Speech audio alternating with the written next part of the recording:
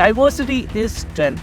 Now, this is a phrase that has been used in modern times and has been recently making the rounds in the automotive space, especially in the case of the Tata Nexon.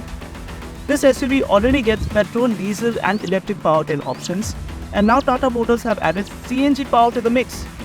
So does this enhance the Nexon's already diverse fleet? Let's find out.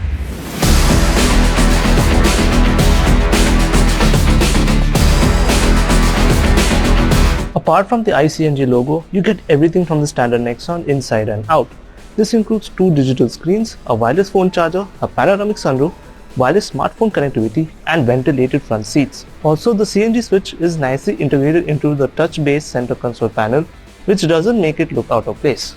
A key difference is in the boot, as the Nexon iCNG, it gets 2 cylinders which make up a combined 60-litre CNG capacity, and it hasn't really made much of a difference in the boot space, as at 321 litres, it is only about a 60-litre drop compared to the standard model, which is pretty impressive, as you can have your everyday, requirements done as well as a weekend getaway.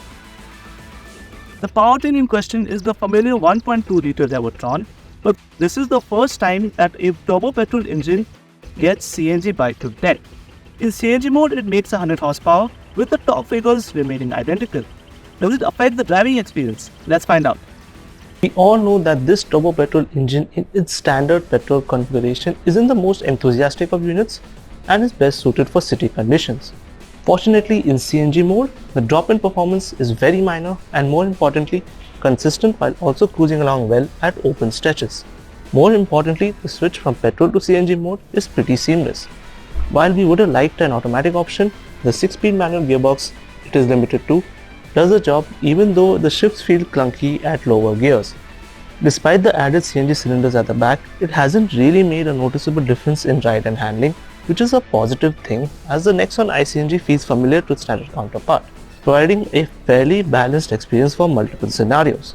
While I didn't get to do a lot of running in CNG mode, its claimed fuel efficiency figure of 24 km per kg should be enough for your everyday city commutes. At prices starting from Rs 8.99 lakh ex-showroom, going up to Rs 14.59 lakh, the Tata Nexon iCNG is another flavor of choice in an already diverse space for the Nexon SUV.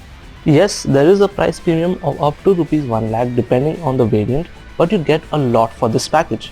It is the first CNG car in India to get a turbocharged petrol engine, and unlike the trend of CNG cars skipping out on features, the Nexon iCNG has no compromise on niceties compared to the standard Nexon.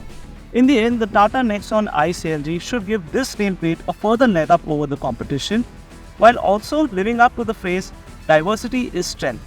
Which powertrain would you choose for the Tata Nexon? Let us know in the comments, and don't forget to like, share and subscribe to Car India for more such content.